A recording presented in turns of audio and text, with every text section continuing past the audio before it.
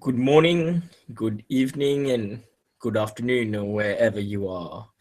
Tonight, our scene takes place again in London, where a resident of London has made her return. The beautiful Emma Belfleur is back in London. She is currently just outside her airport, where her chauffeur is waiting for her, and she'll get in the car and she'll say, why don't you take me home? And as the chauffeur starts driving the beautiful Emma Belfleur, they'll pass a bar called the Swamp Donkey. And at that, Emma will see it and she goes, actually, stop here. I want to stop for a drink. I'm bored. And she'll, when the car stops, she'll get out and she'll more Prince over to the bar than really walk, and she'll tell her chauffeur to take the bags back home and come back afterwards. And as she walks into the bar, she goes to the bar. She activates, of course, before walking in, Blush of Health, and she asks for a glass of red wine. Coming right up, ma'am. Bartender, not that elegantly. He is about in his 60s with he's got a little name tag that says Adam on there. But he not so elegantly tries to fiddle around looking for a bottle of red wine and finds a bottle that is there's about a quarter left in there. And he pours you a quite large glass of it, actually, and sets it in front of you and just sets the bottle next to you. There is about enough left in the bottle for one more drink. There you go, ma'am. He's speaking actually with an American accent, I would like to point out. She'll take it, and he'll go, thank you. Thank you, sir. And it's she'll say, thank you, Uncle Sam. Oh, and it's Miss, by the way.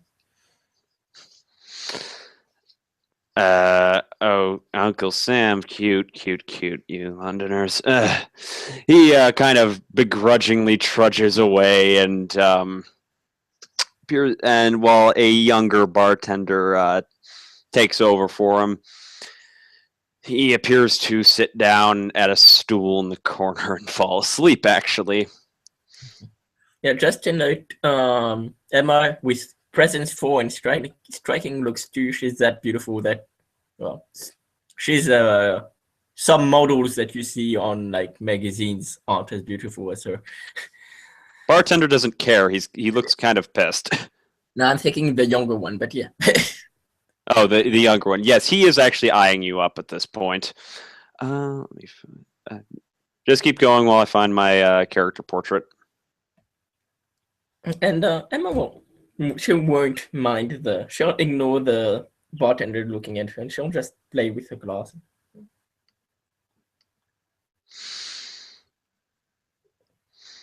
At that point, though, you notice, you hear the door open behind you, and a cold burst of wind just come through, even though it was a pretty warm night out, actually.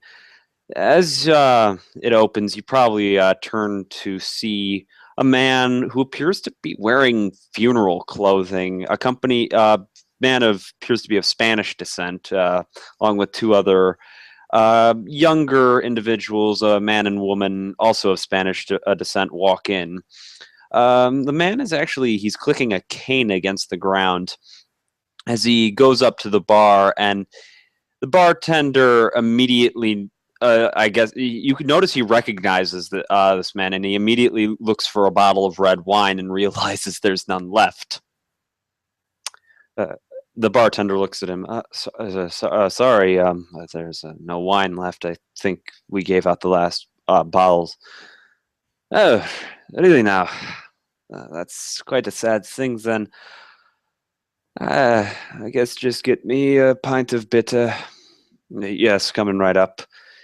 You notice that the bartender kind of shakily, the younger one, like is very shakily pouring a pint of just bitter-looking dark beer into a very large glass and hands it to the man.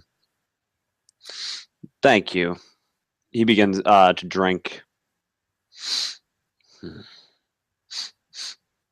And I will stop. She'll be on her stool and she'll start like swinging on her stool and she'll drink a glass. What's that smell?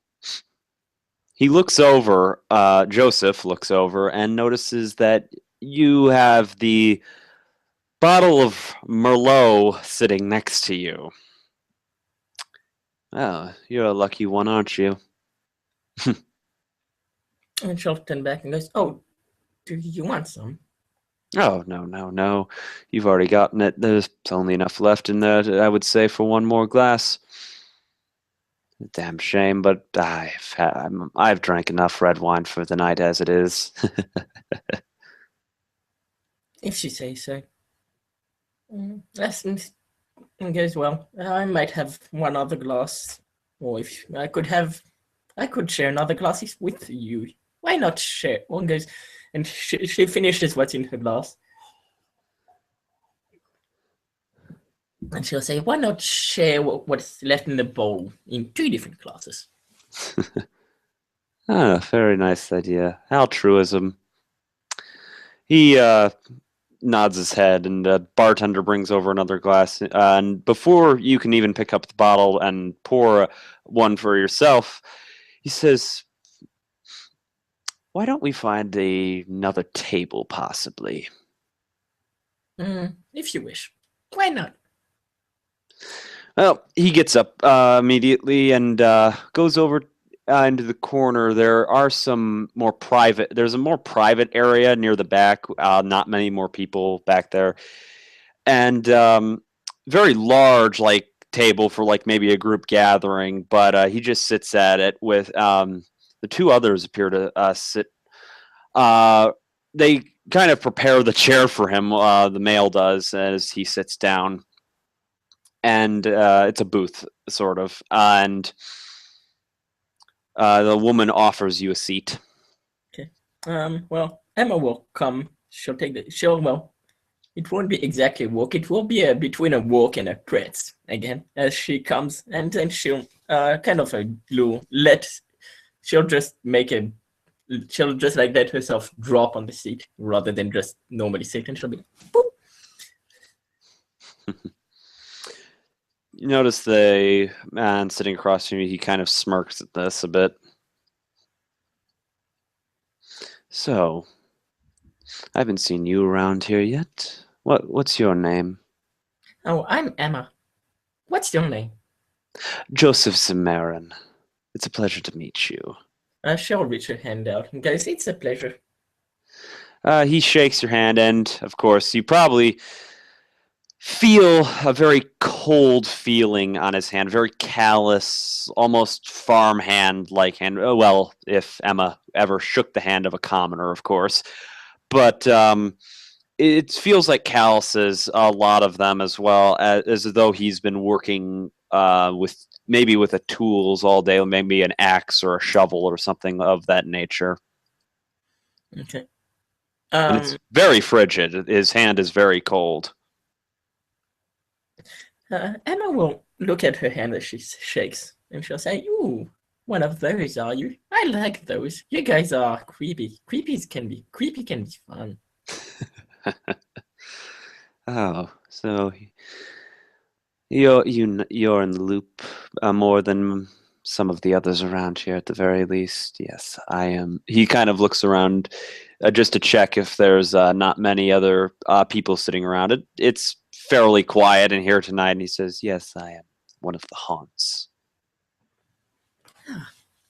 Okay, and smile because as I thought, yes, I haven't met many of you guys yet, but I have met some.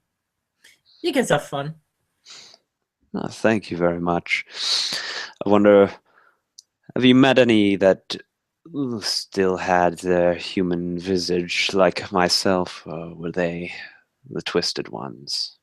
Mm, I've no, I've heard some were like you and kept their human visages, but no, the ones I've seen were didn't look quite like this. Poor things, really.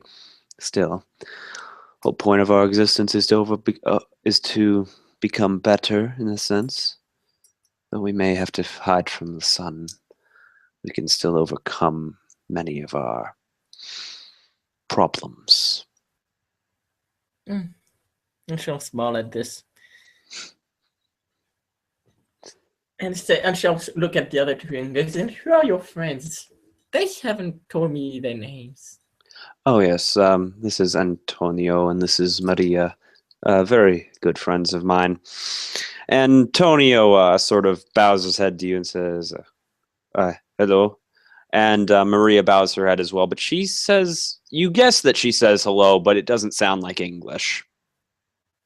It sounds possibly Spanish. Okay. Yes, they don't speak very much. I'm still teaching them English.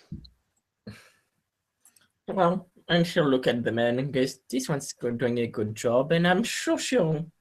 And then she'll look at Maria and goes, "I'm sure she'll do just as well very soon." Thank you, thank you. They are. He looks around again just to make sure no one's looking around. Kind of paranoid, you notice the amount of times he looks around. They are my ghouls. They're not kind. He goes, "Oh yes, I've got to get one of those. They would come in handy." Wouldn't suggest having too many. They can get a little rowdy at times. Yeah, I was thinking of just one, maybe two, like yourself. No more. It gets crowded after a while. I do like my alone time too. I knew some I knew some of our kind back in Spain who had entire cadres of ghouls. One man had, I believe, at least 12, maybe even more than that when I met him. Very odd man. Hmm. Does seem like a lot. Well, some dragons need that, I guess you could say. Ooh, a dragon. Yes. Oro Dracul, you see. Yes, yes. Yes. I knew you guys I knew you were the ones that people call the dragons. That's an interesting name. So cool sounding. Oh, out of character, be right back. And at that, I was thinking that she's glad she's met a new kindred. He wasn't here when when she had left London, and since there are more kindred that have arrived, she'll have to see if there are any more new arrived.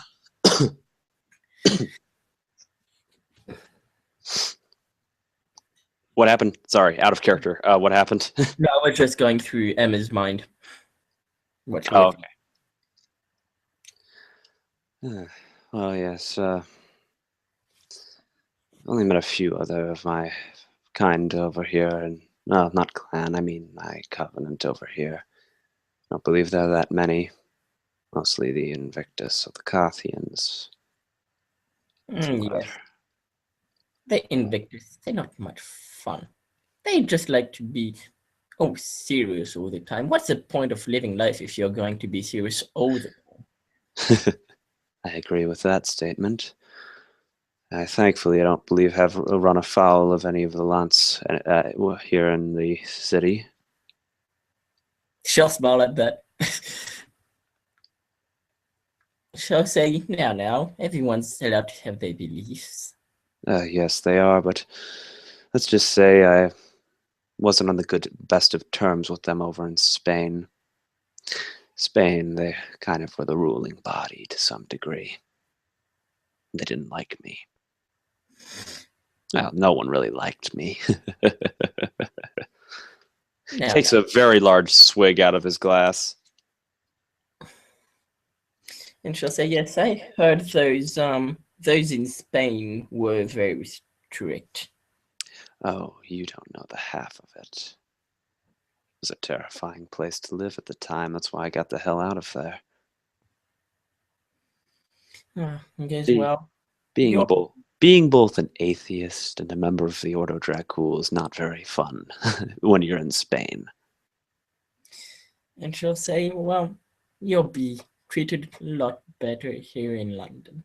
Oh, let's hope. I mean, I saw what they were doing on the ships to all those immigrants, and well, that wasn't very nice. Had to intervene a few times when I saw one of a little one of I saw some children getting, let's just say, mugged, and I had to step in a few times to stop that.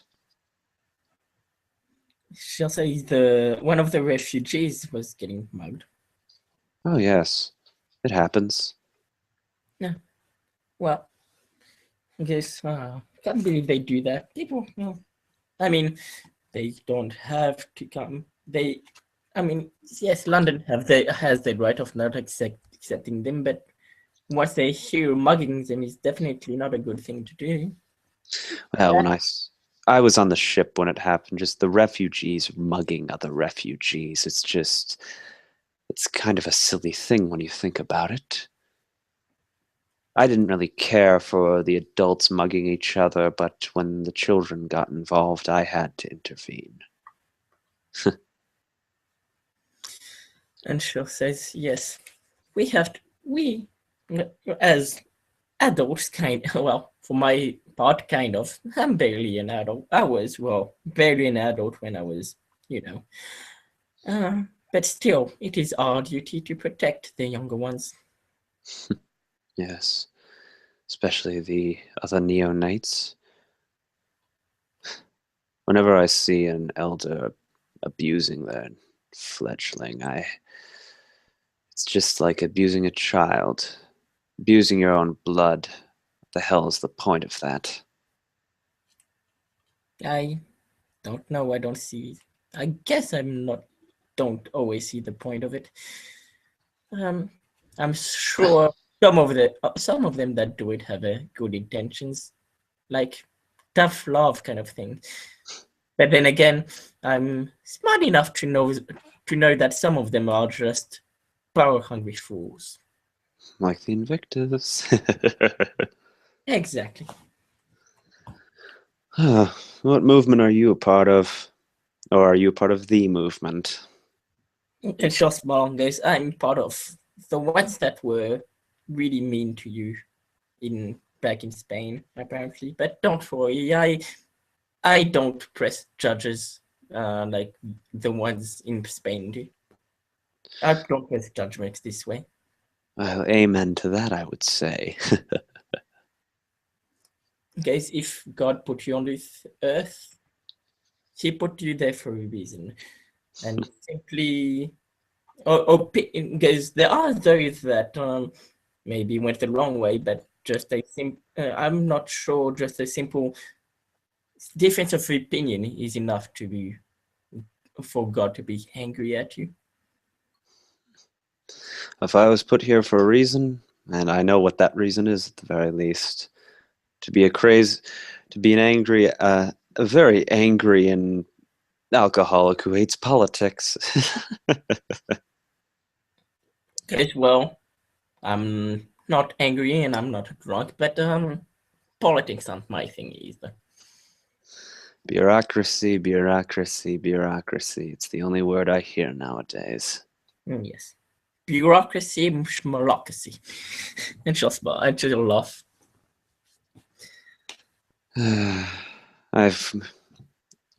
Well, at least it isn't a caste system. And she'll smile and she'll say, and how long have you been in London? A few weeks now, I would say. Trying to get a new home, get a job. It's very hard to do. Those are well. It's often hard for the you hunts to get a job, but maybe goes and Shosmang goes well. You could get a job in at the cemetery, or well, Oh, that's what I was planning on doing. It's just trying to get a resume in is very hard. goes and well. There's also if you enjoy scaring people, there's always the London dungeons. Getting a job there can always be fun for one of you. London Dungeons. Yes, it's a fun little place where people go. It's groups of people walk around in a little hall, and there's different rooms, and in all rooms there are people dressed up in scary little ways, and they scare the people in there and talk about the creepy parts of London's history. I don't think that would suit me as well. I'm not one who goes out of his way to scare others. But a lot of people think I do, but that's just how I act normally around others. And so goes so the cemetery then. Well, I hope you get a job soon. I hope so too. Income is. I've literally been sleeping in a bathroom for the last 2 weeks. These bloody motels. Oh, Too many windows, too many windows. guys, oh, you live in a motel. Well, I'm sure you. Yeah, if you look around, somebody will help you find your own haven. I'm hoping to take the lodgings at the little house they provide in the cemeteries. They always have a basement in one of those, I know that much. Yeah, and at that there'll be you'll see a man coming in formal clothes, looking a bit like a butler actually, well, like a chauffeur, coming at the door, and she'll go, "Oh, this is Jean." And she'll speak in French, actually. Okay, Jean, venez ici. And the guy comes and goes, "This is my chauffeur, Jean." Ah, pleasure to meet you, Sean. My And name is Joseph Samarin. I basically like a very nice bow he takes to the cabbie.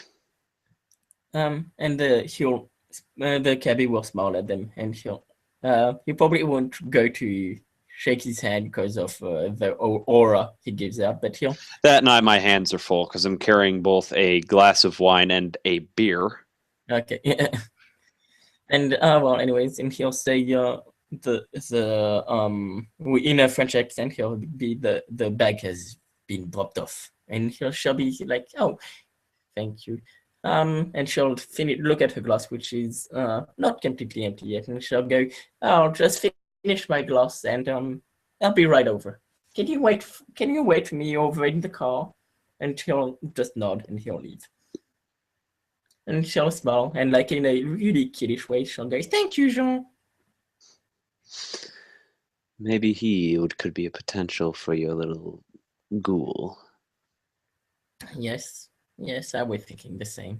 Even maybe someone to protect me. Such a little girl, such a defenseless little girl like me needs protection.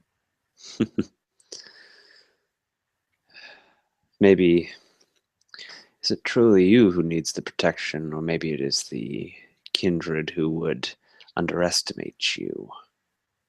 That's why it's just a thing I've noticed sometimes with kindred, who is a woman I once knew back in Spain, a member of the Invictus. She looked like a child, really, very young, about 13, 14 years of age, and she always had a very large Turkish man uh, in a with a suit. He had a gun. He acted as her bodyguard, but we found out later it wasn't because she needed protecting. It's because he needed to hold her back when she flew into frenzy. Hmm. Was she a savage? That was No, and that is the part that surprised me the most. Hmm. What part of what clan did she come from? I believe it was actually the Ventru. And she'll go, oh, ah, yes, they like to. Some of them like to embrace us young if we are gifted. Ah, so you're of their blood. Yes. For some reason, I was assuming Mechet. She goes, oh, Mehet goes, I guess some Mehet would like to embrace someone like me, but most of them like to embrace people that look average, that can go to a place and be unseen. I have trouble doing that. I can tell. The bartender is he sort of points behind you. The bartender has been staring over here for the last 12 minutes. I thought you should know. Goes, oh, did notice, but I thought he might, and she'll just wave at him like with her little fingers, and she'll smile, He blushes. and she'll say, well, Jean is waiting for me. I can't make him wait too much, and she'll finish her glass, and she'll get up and she'll bow. Joseph does the same. Have a good night, my lady. And actually, with etiquette too, you see it's a very good and like athletics 3 and dexterity 3. It's a very graceful bow and very full, like something that you see. It's not like anyone's can bow like this. It's very, you can see well. It's very graceful for once, and it's something that looks very formal too. Have a good evening.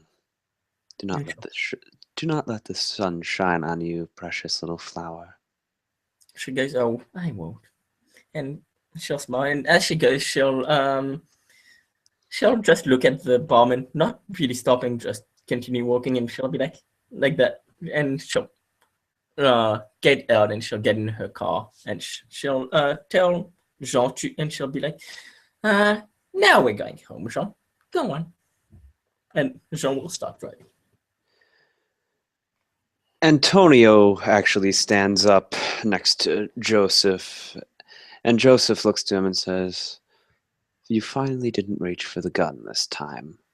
"Yeah, I did as you said." "Well, it's good because I also took it out of your pocket when you weren't looking." "But listen, man, she's one of them, you know. We're not putting her on the list yet. She seemed different than the other sanctified." "You sure?" "I'm positive, child. Now follow me. We have work to do." And with that, Joseph leaves the bar. And